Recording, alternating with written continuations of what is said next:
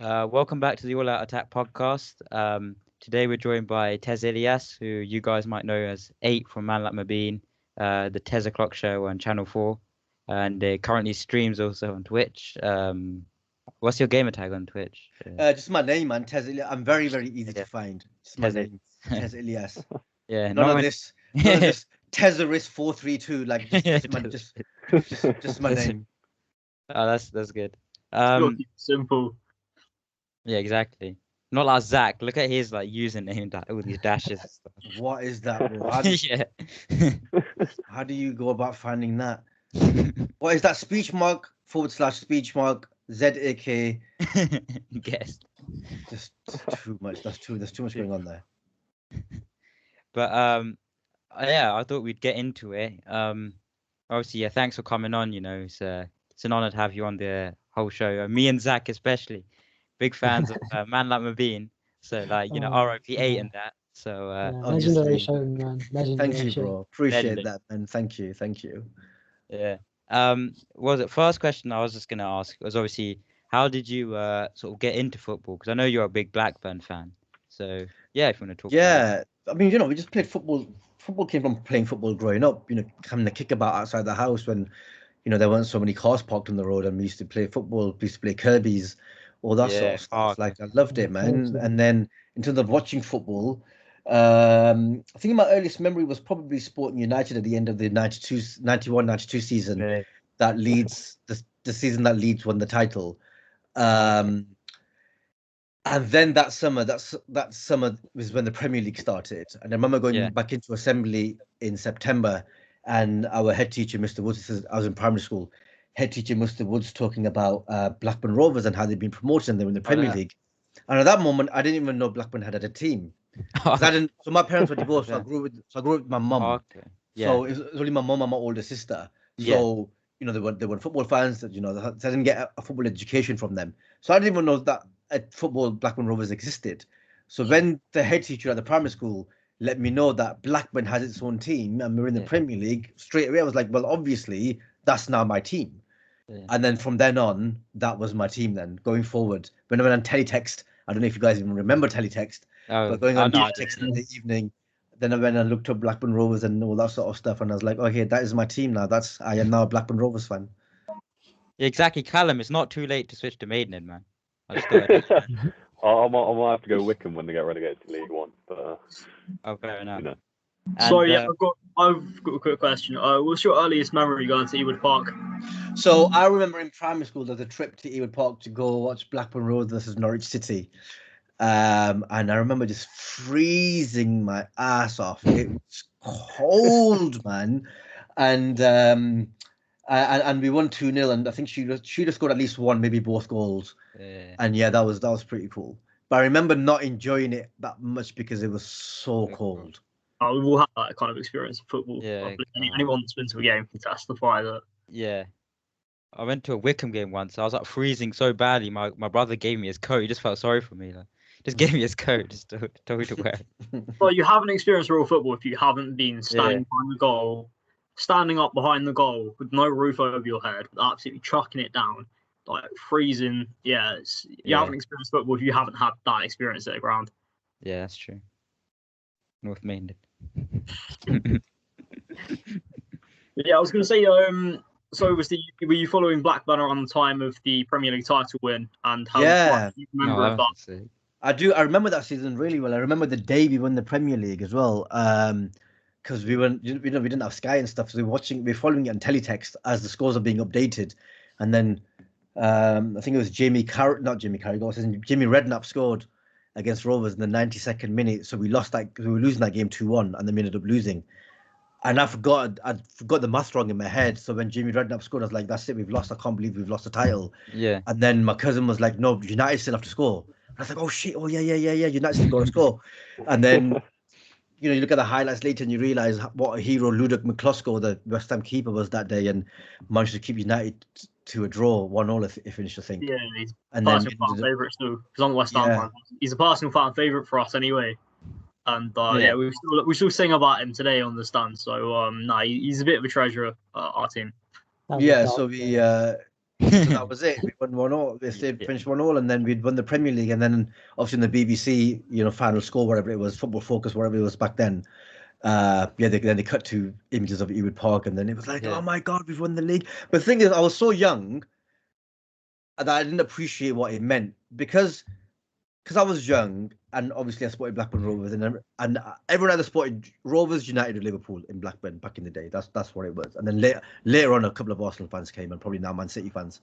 But back then, it was all either Rovers, United, and most of it was United or Liverpool. But with the Asians anyway, with the Asian kids, more of us supported United, Liverpool. 3 of us supported Blackburn Rovers. And so when Blackburn Rovers won the league, I was like, yeah, obviously they did, because that's my team. Like, your team won the league last year, now my team's won the league. And we were the second biggest team in the country, so it made sense because that was my team. So I didn't have a sense of because there was no internet to probably research history of football and stuff. Yeah. I didn't have a sense of actually, this is a massive deal. So I kind of took it as a given, and I didn't appreciate that this might never happen again. And it was just it was incredible. It was incredible. Once in a lifetime, man.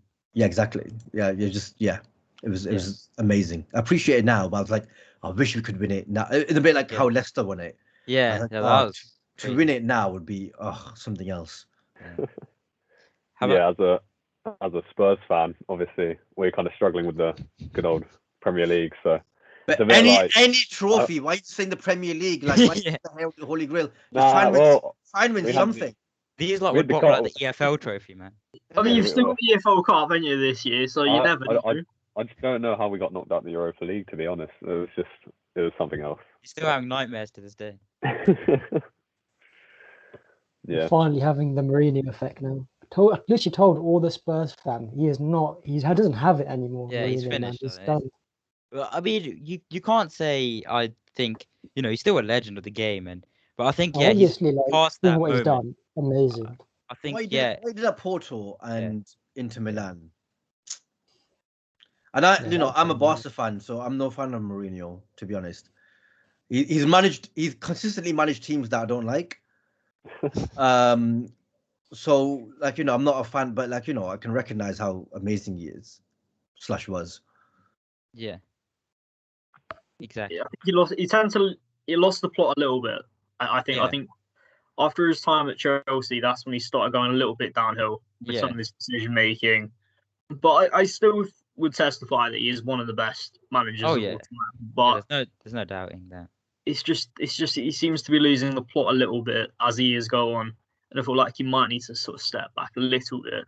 It's like that aura has gone. I think he slightly lost the respect of dressing rooms. Yeah, because that aura has gone a little bit. It started off at his second spell at Chelsea, didn't it? Because they'd won the league, and then that following year they were absolute dog shit. And then do you remember they had that falling out with their physio, and whatever was going on? Oh yeah, I remember. Whatever was going on in the background just seemed to massively affect what was happening on the pitch, and then he ended up leaving. And then I remember that because he had that massive row with Eva Carneros, the physios. Yeah, that was it, wasn't it? The physio. And then he had another spat with one of his backroom staff as well. And you can see from the Spurs documentary as well how he's had to deal with some dressing room differences and stuff. Yeah. And it's an interesting insight, that documentary, though, to be fair, to see how he does manage his team in the dressing room and see what kind of manager he is behind the scenes. Yeah, I've not had a chance to watch it yet. It looks fascinating, but I've just not managed to watch it yet. But it's definitely worth it. It's good to see. But he's a character. You could see, he's got, from his ego and stuff, he seems like he could easily alienate people. And no doubt. I can imagine he's got that in him. Yeah. Same thing happened with us at United. Came second when you had Ibra that season. Was it 2016-17 or 2017-18? Yeah, I remember that season. Yeah. I think it was 2015-16. It was the same season where City just ran away with it. No, it was 16-17 because 15-16 was one the one. And the season after, because I remember going to Old Trafford away, it was freezing, and then I remember Ibrahimovic scoring against us right in front of the West Ham fans. Yeah, I remember actually going to London Stadium to see West Ham and United, and Ibra scored, and he must have been about 5 yards offside. And we had a player sent off after 5 minutes. Mike Dean's the referee, of course, because who else would be refereeing that game? Mike Dean was the worst red card He's the worst. Like Phil Jones, right? He 2 foot our player, and Faguli gets sent off for it. It's just it's typical Mike all about him. Always. It's not about you. It's about the game, Mike. You're ruining great games. When Garth Crick said that, he literally had that spot on. Like he just rather not say the words actually. So obviously, you got the point about the obviously decisions being made with VAR on the Premier League. How refreshing is it to support Blackburn without all these VAR decisions going against you? You know what the good thing about the supporting Blackburn is these days? Because we're so shit and underachieving. I'm immune to criticism. I'm immune to banter. Yeah. Because what are you going to say to me? Blackburn are shit. I'm like, all right. Yeah, I don't cry, but I'm not crying about it, am I? So you had the worst of it, I guess. Yeah, like we went down to League One, and you know what? That year in League One was fucking top. Like we went, I forgot what it was like to win every week. I'd forgotten that feeling. Yeah. We dominated that. I think we ended up finishing second, but with both teams, first and second, finished with really high points. I think we finished like in the 90s or whatever. I think we were close to 100 points, but like it was just nice to like win every single and expect to win every single week. And it was more like how many goals are we going to score rather than are we going to win. It was nice. And I thought this season, I really thought we were going to kick on this season, but it just hasn't happened. But I'm like, oh well, what are you going to do? We haven't got any money. Yeah. Got some good players though, like Armstrong, Burton, Dak. You've got some decent players in your team. Yeah, Dak thing has been a real shame because he was injured almost all season, started coming back, and then he injured his opposite knee, like the other knee, the same injury but to the other knee. Yeah, that's just crushing, man. But we've got this young lad called Tyrese Dolan, who's kept out of the team a bit by Harvey Elliott, who's on loan from Liverpool. Oh yeah, but Tyrese Dolan is such an amazing talent. He's so good. I'm looking forward to him seeing his, and he's only like 18, 19. I'm looking forward to seeing how he develops. Yeah, no, it's always good to have a young prospect coming through, obviously, because I followed the rise of Declan Rice coming through at West Ham, so it's always nice to see a player come through the ranks and become one of your own, really. Yeah, we had back in the day we had Dunn and Duff at Rovers, and also Phil Jones, who I know everyone mocks Phil Jones now, but when he left back then, I don't know what you done to him, but when Phil Jones left Blackburn, he was fucking brilliant, and he was like earmarked as a potential future England captain. You know what? What you did to him, I don't know, but he was great when he left us. I think playing him at right back was a big mistake. He just wasn't not very athletic at that position. Like I think he was quite versatile. I remember when he first came, and he was good in that CDM role. But Fergie then sometimes, I think we had a few injuries. O'Shea, Ferdinand, Vidge, they were getting older. They were getting injuries, and he started playing at right back. He just wasn't athletically good enough to play then. He was just getting injuries, and that's kind of ruined his career. Yeah, the injuries did destroy him, to be honest. Yeah. At the start, he wasn't bad. But then he was. just got worse and worse over time. Fergie said like he could have become like one of the best defenders in the country. But when he left us, that's what we were seeing. Yeah, that's what we saw. We were like, we didn't begrudge him because like obviously by the time we were like, we weren't that big and stuff. But we were obviously gutted when he left and stuff, as you are when any big player leaves or potentially future star leaves. But like when he left, I was like, this guy's going to captain England one day, and like now that's just that's quite silly. But he was so good. Yeah, no, you're right. He had that so much. He was like 18, 19 when he came to us. I remember. But he'd already been playing for us for a couple of years. Yeah, he's just one of them players. I feel like just a couple calamitous errors is just kind of dragged him through the dirt a little bit. It's unfortunate. Same thing happened with Robert Green. He was a cracking goalkeeper, and it's just like one mishap at the World Cup. His name got dragged through the dirt after that. Everyone thought, he's crap just because he made one error. Jones is probably still a competent defender somewhat. It's just people seem to look at his reputation and, he's got a few mistakes in him, a few own goals. He pulls that stupid face every time he makes a slide tackle. So, like, he's Yeah, if he takes a massive pay cut, which will never happen, but like, if he wanted to play, he should go to like some championship team that's like I don't think he's championship quality. I reckon he could still do it mid-table, like maybe like a Newcastle or something at the moment. I reckon he could fit in their kind of system. Yeah, I guess. Maybe sort of just following Lingard's steps, basically. Go to a slightly lower team. That's the point I was going to make with Lingard. I mean, the Lingard as well. But look at Leicester City. That centre back partnership when the league was Robert Huth and Wes Morgan. Yeah. That is not a defensive partnership you'd have earmarked to win the league. Yeah.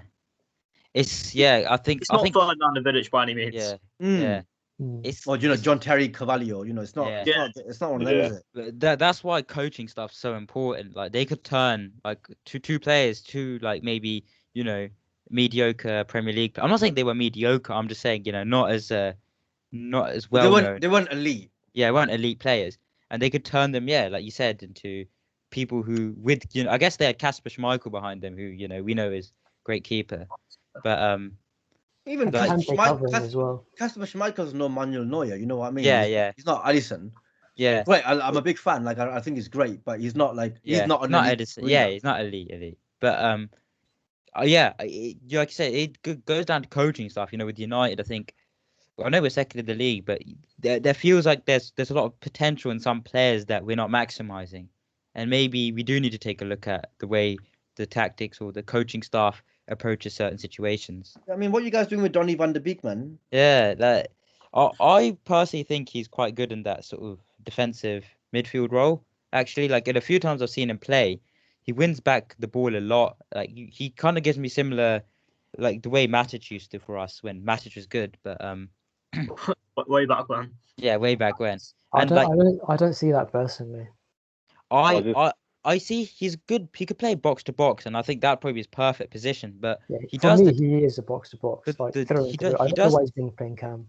But I think that he shouldn't be cam. But I think the position with the 4-2-3-1 we play, I think he does the role that Fred and McTominay do a lot better than for what they do. I'd say the defensive role. Defensively, like he's very solid. We're good, but our midfield pivot just cannot pass, especially Fred. Oh man, that guy's first touch. But Donny van de Beek can pass, right? Like he's. I know, but like he's played 317 minutes. Yeah. We're on game week 30 now. Van Dijk went out on game week 5, and he's played 500 minutes. Yeah. Wow. I don't know what's going on with that. Wow. It's funny with these Ajax stars, that Ajax team that got to the semi-finals.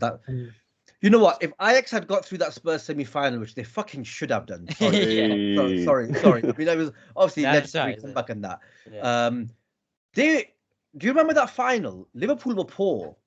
That final was awful, honestly. Like one of the worst Champions League Ajax finals. team would have turned over Liverpool, I think, if they got to the final.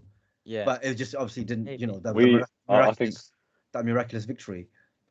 No, I said it once. I said it on air again. The best thing about that game was that bird run on the pitch at the end. Genuinely. Sorry, Callum, what were you saying? Oh, I was saying, I think we were just shocked because obviously the Sissoko handball, I think we were just a bit bamboozled by the end. And I don't know, Harry Kane started as well. I don't know how Lucas Moura didn't start that game, but it happened. And Pochettino kind of got sacked. In a way, I do feel it was because of that decision. Yeah. It was such a poor game. And also because there'd been 3 weeks since the league had finished and then that game, so it felt like it just You know what? I think that final was Pochettino. Like he gave it everything. Also, Barcelona should have been in that fucking final as well. That's the other fucking thing. Ajax would have been a better game. I can agree on that. Do you think if Kane wasn't playing, you would have done better? Because without Kane, you beat City.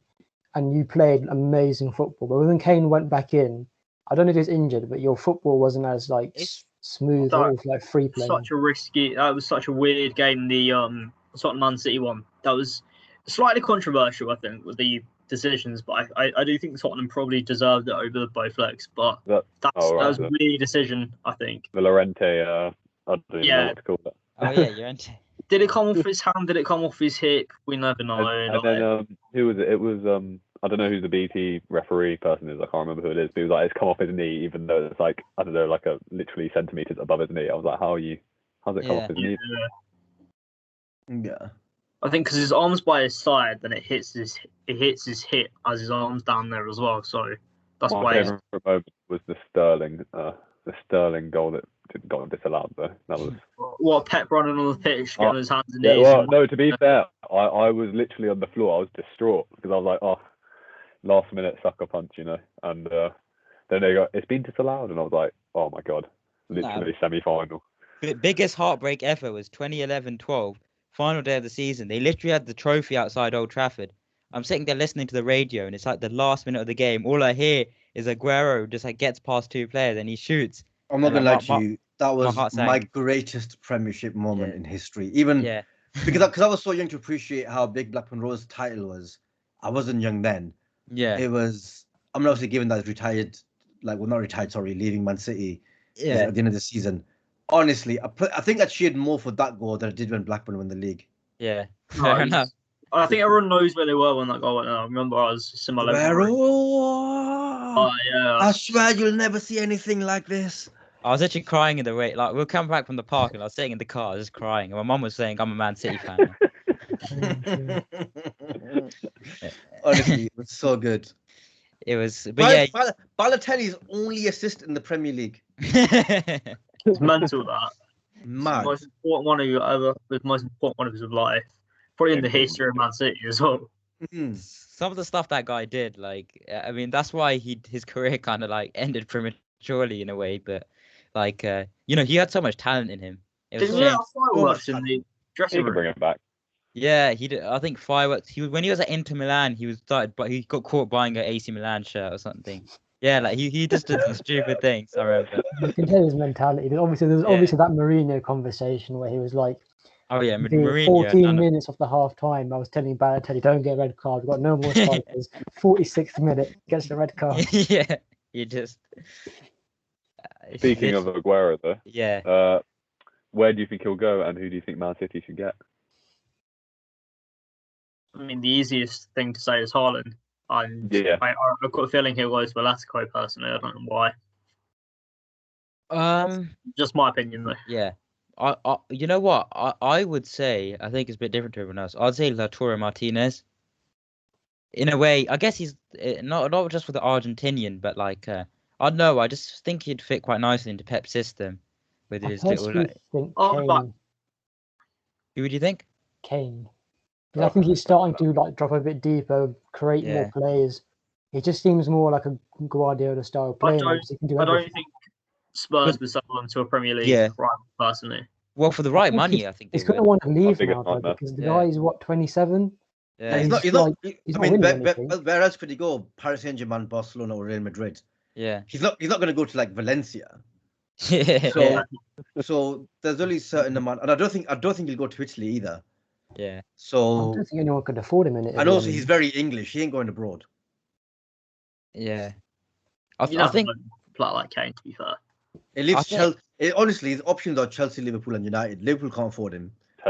And it leaves Chelsea and Man City or United, I think.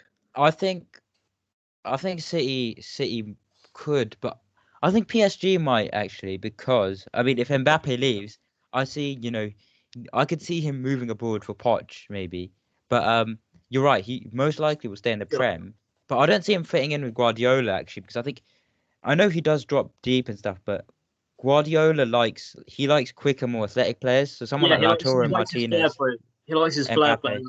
Yeah, exactly. I wouldn't say Lautaro is quick. I don't think he's more of the. He's quite skillful though. Like he's got good dribbling. He's got some flair, right? I do think that maybe Guardiola would prefer like a flair player, like a fast, quick, pacey player. I'm not saying that Kane wouldn't fit in Man City's team, because 100% he would. Yeah. But it's just, would it? Yeah, I can't see him going to another Premier League team just because I feel like he values. It's a lot for a 28-year-old as well, isn't it? Like, what is it? What 120 million? What it'll end up being? Yeah. And also, no one can afford it right now as well. Like it's. Yeah. Like you can make one. Those top clubs can make one marquee signing, and it's either do we make £120 million signing or do we buy 2 or 3 players? Will it be the record transfer fee though? The record is 200 million, isn't it? Yes. No, it won't be. It's not going to be anywhere near that. I don't think the market's going to get that high for another couple of years. I think. Yeah. No, but I think if Kane leaves, they'll definitely break the English record. Yeah, the English one. Yeah. It'll be over 100 mil. Yeah, it'll be about 100, maybe 100, 110, 120 mil, maybe. But this season, Kane's actually worth that much. Like he's like. Oh man! Nearly top scorer, nearly top assists. Like he's on both lists. I think he will. I think he will. He's got. If you add them up, he's got the most goal contributions in the Premier League. Yeah, and most goals and most assists. I mean, he's been second best in the league this season behind the one and only Bruno Fernandes. But who? Bruno Fernandes. I don't know that. I don't recognize this man. I don't know this man. He's his son. Yeah. He's Ronaldo in disguise, isn't it? He's actually coming back to United. It's Ronaldo in disguise. God, that is. Come on now. Let's not get excited. Come on. I got a bit too excited. Yeah. Come on. Yeah. Bro, we'd be nowhere without him. We'd be we'd be in Arsenal's. Right. We'd be Arsenal's level, like relegation, surviving relegation, like Arsenal. Bruno's alright, but does he step up in those big games though? Yeah. Yeah. He showed it against Liverpool, man. That free kick. Liverpool are also the worst team in the league this season, though. So let's not. Oh yeah, true. But that was a bit of an exaggeration. The worst. No, I know. I'm hyperbolic. My apologies, but they're not who they were last year. But I just think even like for us, like there's games like I'm trying to think, even like Leicester early on the season where he came on against West Ham when he made that difference, and games like those West Ham games became what the big top 6 games became to us, because we used to go, especially this season, we've gone behind in so many games, and he's pulled us back. Yeah. And I think I'm just upset at Bruno because he stopped scoring as soon as I put him in my fantasy team. Oh, and it's like I'm like, what the fuck, man? You were scoring like every game before this. Why, man? It's pissed me off. Yeah, no, I still got him. I remember when I made captain at Gundogan for a bit, and I got so many points. Oh man, I missed out on every single gravy train. I missed out on Son, and remember how prolific Son and Kane were at the beginning of the season. Yeah. I missed out on that. I missed out on Bruno. I'm missing out on Kevin De Bruyne at the moment. I missed out on the Gundogan train.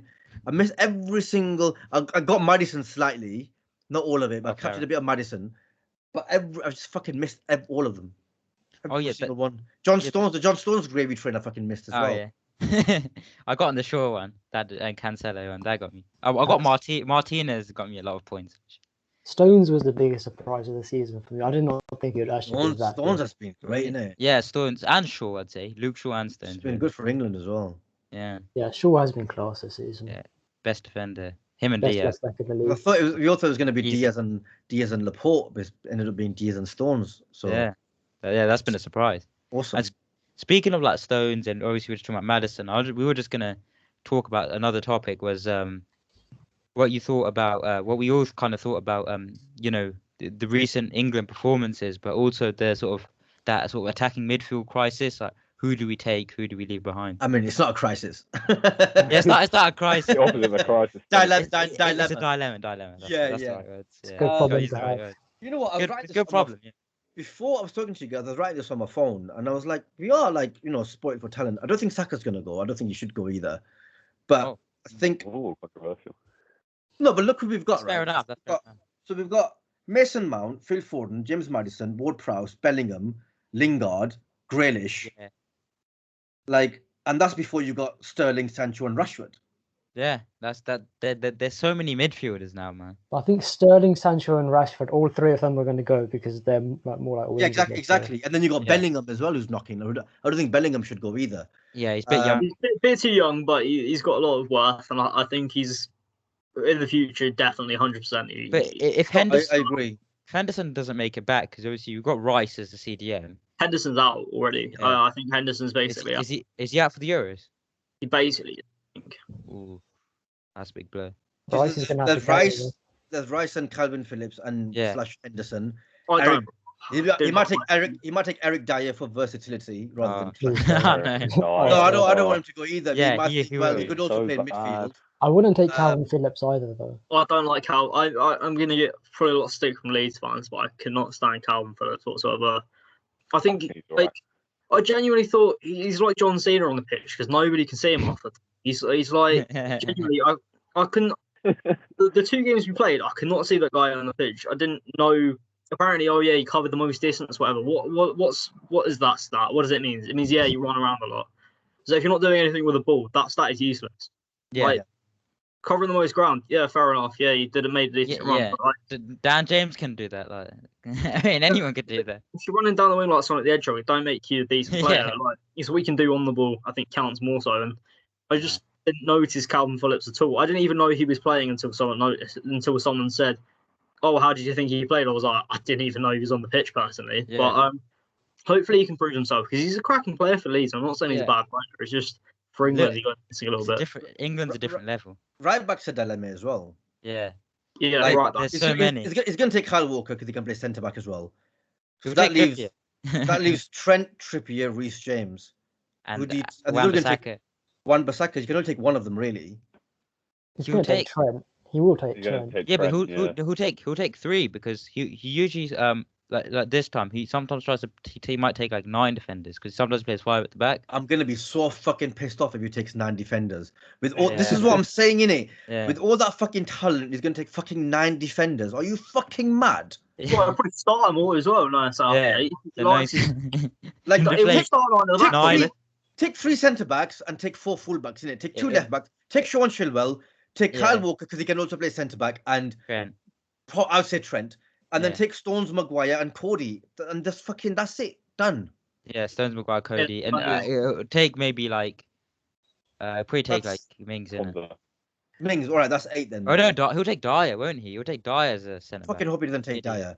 He will. But then because then you got DCM, he'll take 2, so he'll take Rice and Phillips or Rice and Henderson if Henderson gets fit. And then you're taking Kane and Calvert-Lewin, so that's 2 strikers. So what does that leave now? Like, and then you got 3 keepers as well. Yeah. So you've got 3 plus 8 plus 11 plus 2 is 13. That leaves 10 players between the AM, right wing and left wing. Oh no, and the 2 DCM, sorry. So 8 players, sorry. 8 players, yeah. So you got 8 players between the attacking midfielders and the right wing and the left wing. I think with attacking, and that's if he's not taking fucking 9 defenders.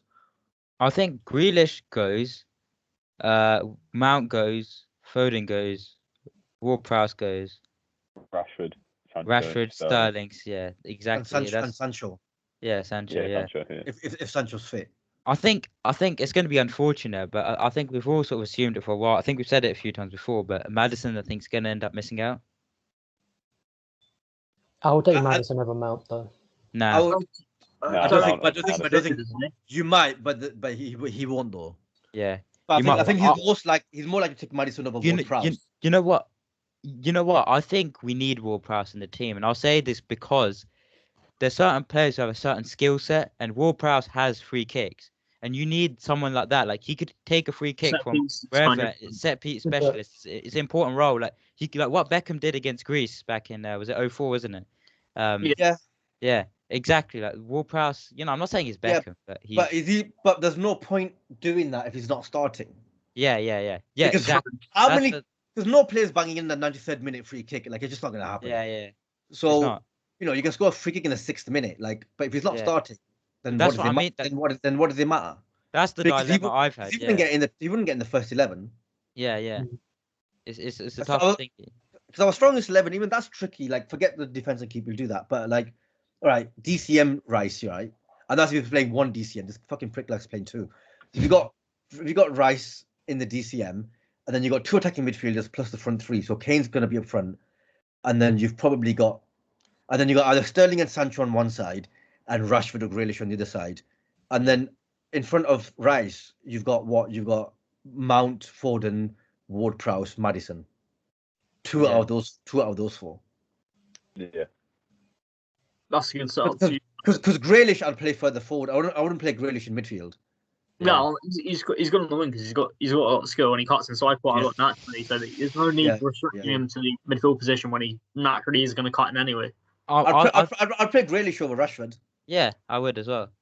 I think Zack might say different, but I think Grealish this season has been excellent for Aston Villa, and I think he does deserve that.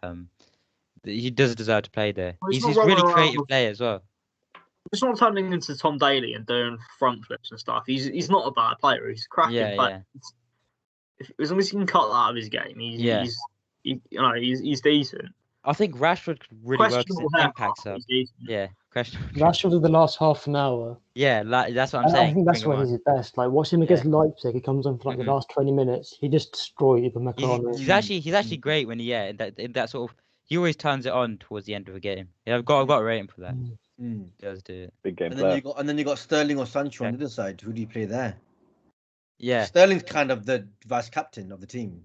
Like in a way, I know Sterling's so good for he is good for Man City, but I've never been the biggest fan for him at England. I always feel like he never feels quite comfortable whenever he's playing. Like especially in. But Sancho hasn't turned it on either. Yeah, true. So maybe play Grealish and Rashford. Maybe play Grealish and Rashford. Yeah, I'd be alright with Rashford because I think out of Sancho, Sterling, and Rashford, Rashford is the best one. He's probably having the best season, individual season. Yeah.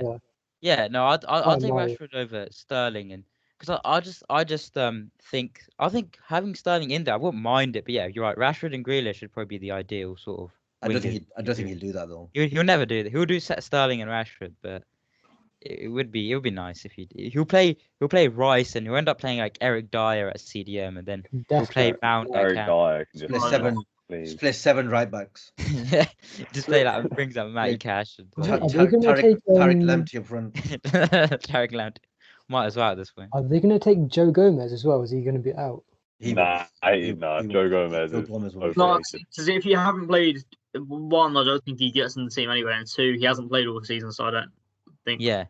He hasn't played all season. It'd be unfair to put him in the team if considering he hasn't had any game time whatsoever. Yeah, he's not match fit as well. Like when he comes back, it's gonna take him a while to get back to match fitness. So it's just a risk taking him, isn't it? When is he back? I don't know. I'm not sure. Yeah. Because is he even gonna be back in time? I know Henderson's not. I don't know about Gomez. I don't know the situation going on. I want Gomez to be back in time because, like, I think if you play like Maguire and Cody, we're gonna have a pace issue at the back. It'll be Stones and Maguire though. It'll be Stones, don't it? Yeah, none of them are like rapid though. Yeah. That's true, isn't it? Mings is quite quick. Mings is decently quick. You don't necessarily have to be. I think France is the only game you got to worry about express pace. Oh yeah. I don't think you want to worry about it in any other type of. I don't think there's any other. I'm not looking at any of the rest of the team and thinking, oh, I'm worried about pace in my defense. The France game, if we end up playing France, we won't even get our group. I think obviously pace is obviously like a big attribute to have, but also I think a lot of people get confused. Like, it's not FIFA where like you do Dan James can just like run the whole defense, and it's like this really high line you're playing. Like what's called Southgate's already going to be playing like a deeper. He always really plays deeper with the defenders. Yeah, so. He plays deeper. Well, I mean, no wonder he's playing deeper. He's playing like 9 at the back. Yeah, exactly. Yeah. If we play 5 fucking defenders and 2 defensive, I'm gonna be so pissed off. Plays negatives. He only plays Mason Mount and fucking Kane. Fuck off, man. Kane will be playing centre defensive mid as well anyway. So he's gonna do. He's gonna play like 9 defenders, and the whole tactic is just gonna be have Kane like a goal hanging. Yeah, just hit the ball, long ball over to Kane. Just hope for the best, isn't it? And then like, bloody McTominay is gonna knock us out. Don't waste Kane's link-up play as well. Like he's obviously like, Rashford running in behind like Kane would also be fucking awesome, or even fucking Lingard. Yeah, Lingard. Lingard deserves to go, in my opinion, purely on the fact that the season he's had so far. I think if he had started the season at West Ham and carried on his form throughout, he would 100% have a place. But considering he's joined West Ham quite late in the season, it's kind of But there's still 10 games to go in it. Let's see what happens. Exactly. Like I think the main reason if we do get into Europe, he'll be one of the main reasons. Yeah, he'll be one of the main reasons that West Ham get into Europe if we do. Yeah. I mean, I'm praying we do. But just like he's such a positive upgrade on what we've had this season. He's such a positive impact. Yeah. Exactly. You're finally seeing like the class he actually has. Like on United, he just felt like he was being strangled a bit. Like he didn't show it because he was trying so hard to do like well. There's so much. There's a lot of pressure every time he plays, isn't it? Yeah. And the less you play, the more pressure there is than when you do play. Like look at Dele Alli. What the fuck happened to Dele Alli, Callum? Well, interesting one. Mourinho obviously had his player management issues with him, so I don't know. Dele Alli is talented, but I do feel like he is quite a lazy player. He's got a crackling goal in him. It was like once he made it, he kind of just slacked. Yeah. And his girlfriend broke up with him, didn't it? Because too much Fortnite or something like that. I don't know. Yeah.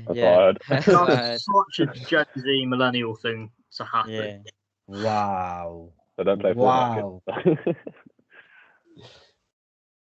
I thought it was because he didn't like Mourinho's style of play, because I saw something where he was swearing about all we do is just chuck it over the top and hope. But like, obviously, I think Tez said he wanted to watch the documentary, but I'm not going to say too much. But like, in there, you see Mourinho doesn't like, because Dele Alli's a bit of a lazy guy in training and stuff. So yeah, So lazy. He lost his girlfriend over Fortnite. If it was pro clubs, I would be like, fair enough. You got to prioritize the boys. Different situation. But like it's Fortnite. It's not the same thing. Falling up with James Madison and other people. Someone else. He'd rather get a victory right out than the bloody Carabao Cup. To be honest. Yeah. That's anyway. True. I have a question. Who is your favourite current Blackburn Rovers player? Bradley Dack. Oh my God, it's heartbreaking what's happened to Bradley Dack, because obviously he had his awful knee injury last year, missed the entire season, just came back just after Christmas. He came back in like late January, early February. He's been playing, just slowly getting back to his best, scored a couple of goals, and then he did the same injury to the opposite knee, and now he's out again, probably for another year. It's just horrible. That's awful. It's horrible. There's also a lad called Tyrese Dolan who we bought for free, and I can't believe Preston let him go. But he's this 19-year-old kid. He's like super short and just plays on the wing at the top. And he's so good though. He's really such a creative genius. I really like him. He's kind of not played as much in the team because of Harvey Elliott. I don't like Harvey Elliott. I think he's scum. But I think he's clearly very talented. But I think people are making more of his stats, because he's had quite a lot of goal assist contributions. I think people are making more of his stats than these people haven't watched the games, and he's not dominating the league. He's playing well, especially he's 17 years a kid, so he's playing well, but he's not dominating. He hasn't walked in and dominated the league. Yeah. But I think Tyrese Dolan is just as. I think he's more clinical, if anything. Yeah. But I'm excited to see how he develops. It's a step in the right direction for Blackburn, I guess. I mean, it was, but the season's been awful. Like we had so much promise at the beginning of the season, and the first month it looked like we were going to be fighting for automatic promotion, and now we're not going to make the playoffs. We're way off the playoffs. Like we just it kind of fell apart, and I don't know what's going on. And I feel like we're going to lose some players this summer. I think Armstrong will go. Do you think he could move to a Premier League side, or I think he might end up depends if Newcastle stay up actually, but I think even if Newcastle go down, they might go for him. Yeah, because it's his hometown team as well. I think like a newly promoted side maybe could take him. Yeah, and maybe Norwich or something. Norwich or something. Yeah. I'll take him. I don't think he'd start for us, but I would 100% take him. Yeah, well, yeah. I don't think he's. You know what though? He's not that great. You think? Yeah, I don't think. I think he's a lower half Prem player. Yeah. Wait, how old is he? He's young. He's like 24, 25. Yeah, he's young. Yeah, he's got time. He's got years in him. Yeah, he's got years in him, and but it's just you never know how they're going to adapt to the Premier League. But they could become a world beater in the Premier League. Yeah. But I don't think he's not Jamie Vardy. Nah. Yeah. So because. I know Ollie Watkins was good at Brentford, but you never know with players like that because Watkins is already coming to life at the moment, so you don't know with some of these Championship players how they're going to favour in the Premier League. So you'll never know until they're in the Premier League. Ollie Watkins hasn't been prolific. Like he's had some really good games, but he's not had the season like Calvert-Lewin has had. Yeah, or Bamford. Exactly. Bamford. Yeah. Bamford has been the biggest surprise to me. Yeah, no, I knew he was decent, but not like putting up the numbers he is for Leeds. Yeah, exactly.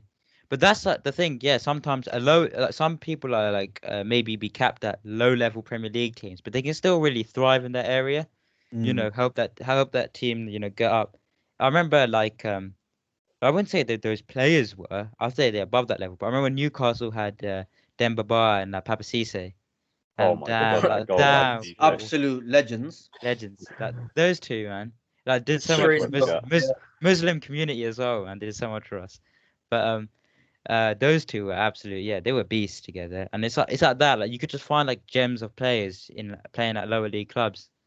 Even this season, Danny Ings has kind of found himself like Chayad and Danny Ings, especially earlier on in the season. They found themselves in good position at Southampton. Yeah, I mean Danny Ings. I think Danny Ings is brilliant. Yeah, I think he is. It's a shame that he obviously had an injury hit season and stuff. So he's probably not going to end up going to the Euros. But I think if he didn't get injured and he carried on the way he started, I think he would have been ahead of Calvert-Lewin. Yeah, potentially, yeah. Calvert-Lewin, though, I reckon he's a lot younger, so I think maybe give it 4 years, he's in his prime. He might. I don't think he'll be Harry Kane level or anywhere near that, but I do think he'll be a quality striker. Yeah, no, I rate him. I think he's good, but I think if you want an impact sub, because obviously like Kane's gonna start in it. Yeah, that's what I'm saying. But like, who would you rather? If you were chasing a game, I'd rather bring Ings on. I think. Yeah. I don't know, because I was thinking like last 10 minutes, just do ball over the top, do crosses, get set pieces, and anything. Yeah, no, I will back you on that. In that sense, because I know the way England play, they're not going to be feeding the ball into Danny Ings. They're going to be hoofing it onto a player like Calvert-Lewin. yeah. In terms of England's system at the moment, 100% I would agree with having Calvert-Lewin there. I'll take as a natural goal scorer and as a Premier League striker, I much prefer Danny Ings. Yeah, Danny Ings. Yeah, with his feet all around, I'd have Ings, but Calvert-Lewin just because how he is in the air and like fair enough. He can use more of his body to get goals, I guess. Just get Crouchy out of retirement. Yeah. No, Defoe. Defoe always turned Andy up. Carroll. Andy Carroll, is he not getting a shout? Andy Carroll. John Joe Shelby, Andy Carroll. Bring back the old squad, man. Kevin Nolan as well. Why not? Bring them all back. Get Mark Noble his first cap. How that man hasn't got a cap is beyond me. Has he not got a single cap? Yeah, not got a single cap. Only on the 23 level, never got a single cap for the senior team. He's got to get called up. That's a shame. That's a bit mad. Yeah. He did play during that era. We had like ridiculous midfielders. Yeah, to be fair, he did play in the same. Yeah, that's unfortunate because he played in the same era as all around. Yeah. But if you're handing out caps to Danny Drinkwater and stuff like that, you might as well start Noble.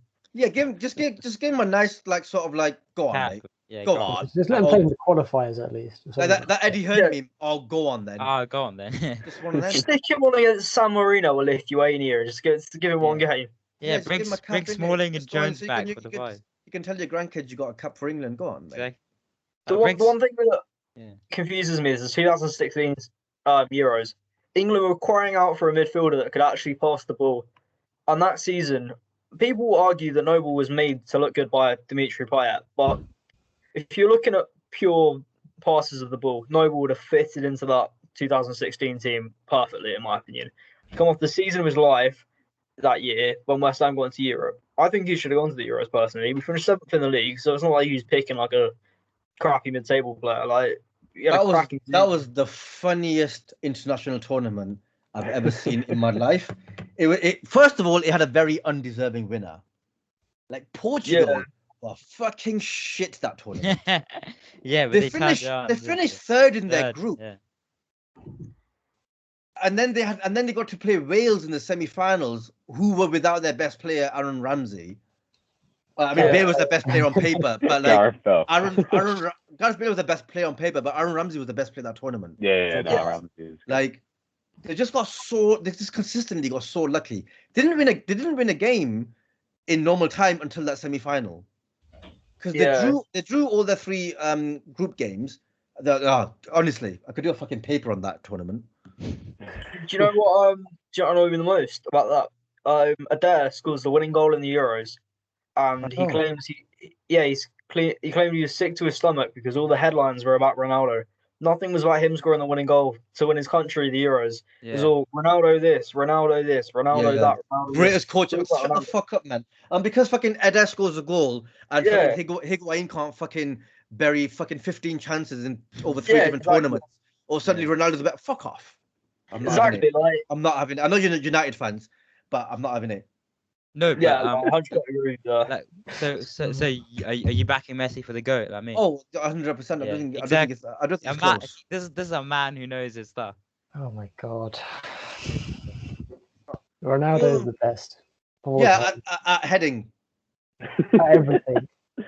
He's the GOAT header. He's the greatest athlete to ever play the game. Yeah. Messi's the best footballer to ever play the game. I think it's still close though. Like I don't think we could rule Ronaldo out of that race. I think on achievements, Ronaldo's really narrowed the gap. But on ability, on skill, ability is not close. Zach, Messi is the best. Messi, I'll admit it. Messi is the best dribbler of all time. But Ronaldo, everything else is better. No. Passing. Ronaldo is not even in the conversation for best passes of all time. And Messi is the best passer of all time. Come on, Guardiola's team. No one passed the ball like those guys, man. He was the goal against Messi's dribble. Yeah. There are several. When you look at Ronaldo's attributes, are all he can jump the highest. Have you seen him over 3 meters? He's the fastest, pound for pound, the fastest player in history over 3. Like, it's all like, all right, he's the best. He's got the most goals in history. Like, what do you mean? What more do you want? No, I think what you're trying to say is that obviously he is still a great player, and he's I think undoubtedly in the top 5 greatest of all time, Ronaldo. But I think it's just the records they give him just seem useless compared to his ability. I can admit sometimes he might get overhyped because I think he's slightly more marketable. Yeah. But his stats prove. Yeah. I mean, achievements-wise, he's incredible. But I think there's also the sort of like what technical. So here's my analysis of the last 5 years of Ronaldo and Messi. When Real Madrid / Juventus are losing or chasing a game, what is Ronaldo's job? To play the furthest forward and be in the box as the number 9, right? Yeah. If Barcelona are chasing a game, what is Messi's job? He's more creative. His job is to sit deep, collect the ball, and create. And he's playing with the amount of chances that Suarez has. Suarez hasn't scored away in the Champions League since 2015. Oh, damn. It's the reason why Atletico Madrid got knocked out this year as well, even though they fucking knocked out Liverpool last year. It's just because he was the second highest goal scorer for Barcelona in the last 6 years in the Champions League is own goals with 8. Jeez. Yeah, he does carry a lot after you like it's not on you. If you score 3 goals in the first leg and the defense then concedes 4, that's not on you. Yeah. It's quite sad to see what's happening with Messi after that Bayern game. Like, you just tell he can't be bothered with Barca anymore. They're so bad. You know what though? I thought that, but because I'm a Barca fan, so I do watch them. Like, he's been rejuvenated since Christmas. I think having Pedri and Frankie de Jong's having a fucking awesome year. And Bush gets a step back up as well. Like, it just seems like he's enjoying himself again. He scored, I think, 14 consecutive games he's either scored or assisted in since mid-December. Like, he's on a hell of a run. And he's 33. Like, and he's not like Cristiano can also keep going because Cristiano is fucking built like an Adonis. Like, he will keep going. Messi's very fragile. Remember, he had those hormones to like even grow and stuff. He's not built the same. They're not aesthetically. He's not built the same way Ronaldo is. So he has to protect himself, which is why he doesn't run in games either. Which is why you see him walking about a lot, because it's like, well, either he runs every single game and he's going to miss a third of the season, or he has to play the way he plays. And like, you think no one's got the like Messi has the highest IQ that I've ever seen in football. You think he probably knows what he's doing, and there's a reason why he conserves his energy in games. He's just analyzing, really. Yeah, he is. That's one thing as well. I always give to Messi is that like that guy, like, he's quick, but like he's so good that he didn't even need his pace. He could just dribble. He could 1-on-1, just let the defenders come, and he could turn Vidic and Ferdinand to Smalling and Jones. That is what he. I remember when they played us in that 09-10 final, and I remember the 10-11 final more clearly was him just. I remember like it just when Wembley. Yeah, Wembley, man. Yeah. That was like those 2 finals. It was humbling, man. It was humbling. It was Ferguson, because it was like our best team at the time versus was the 2 best teams in Europe at the time. Yeah, because you guys qualified for back-to-back Champions League finals. Like, you won it in 07 against Chelsea. Yeah. So 08 you won it against Chelsea, and then 09 you're in the final again. And then 11 you did it again. So you like in 4 seasons you qualified for the final 3 times. Like, your team was brilliant. That was one. But then Barcelona were like, we're just sorry, like soz. Yeah, Barcelona. That's I remember watching that. It was the United Barcelona. I remember being on some crappy little campsite watching it on some tiny TV. It was like it's basically like a cardboard box looking TV. I remember watching it on that with grainy quality and everything. I remember like we ordered a Pizza Hut, and then in typical Asian fashion, then my cousins all came over.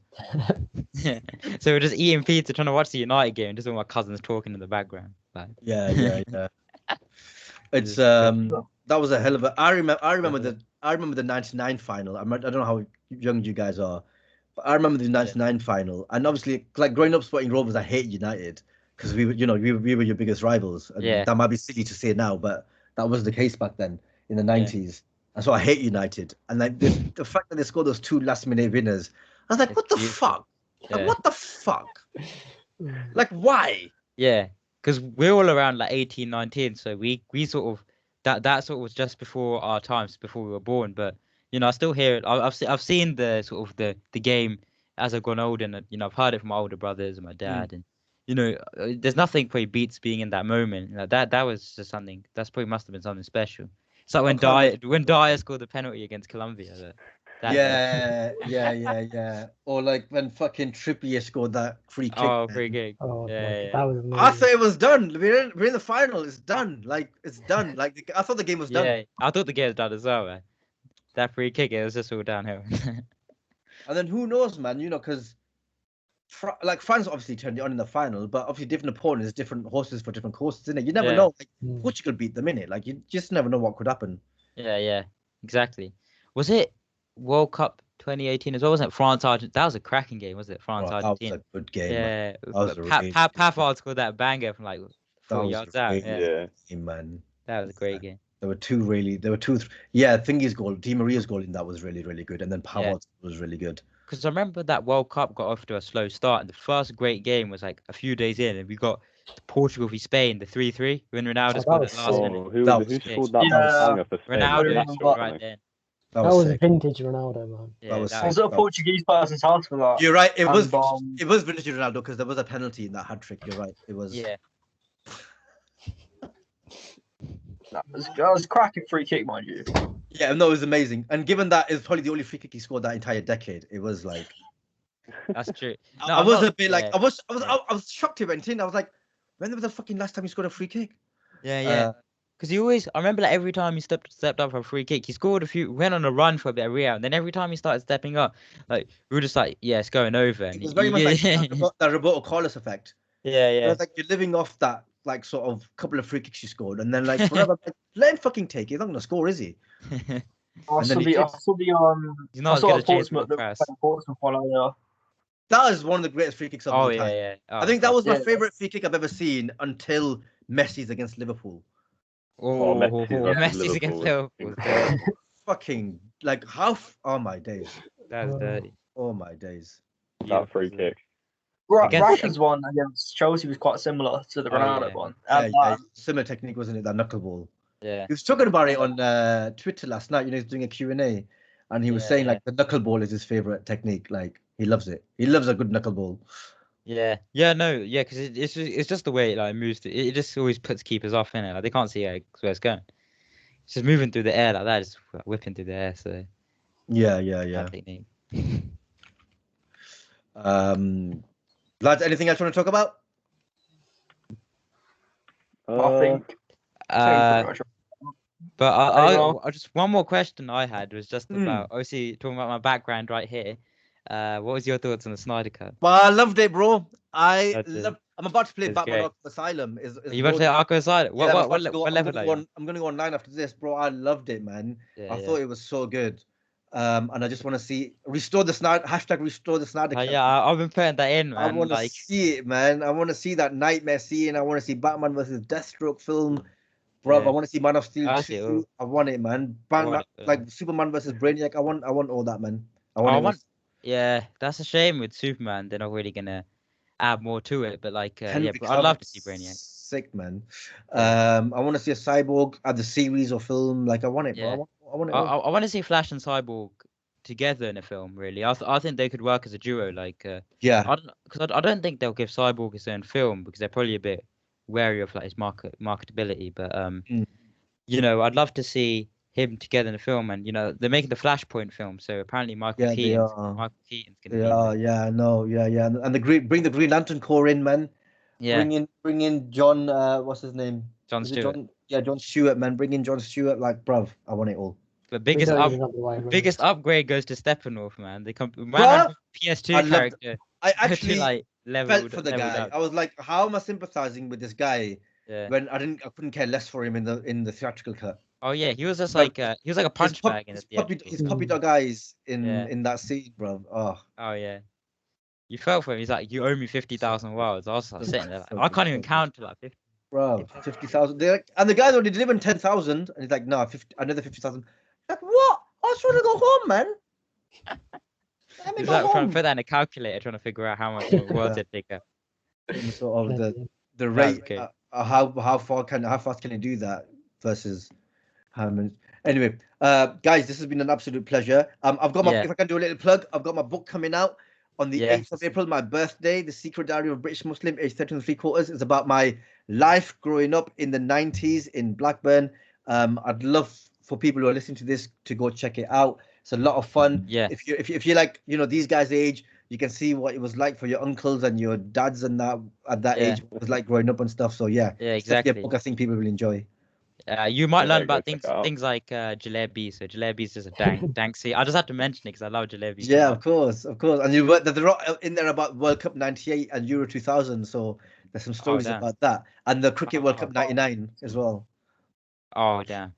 One thing about the show, I was just wondering, like, when you deliver lines like Ben, George, hot bread, who's coming up with this random stuff, man? So some of it is, guys, obviously it's in the script and stuff, but a lot of it then comes from me. Like Vickard came from me. The dead cat in the back. Yeah, obviously that was part of the script, isn't it? But that bit in that scene where he goes, when you open a can of Coke to see, do you open a can of Coke to see if it's got Coke in it, or does it just have Coke in it?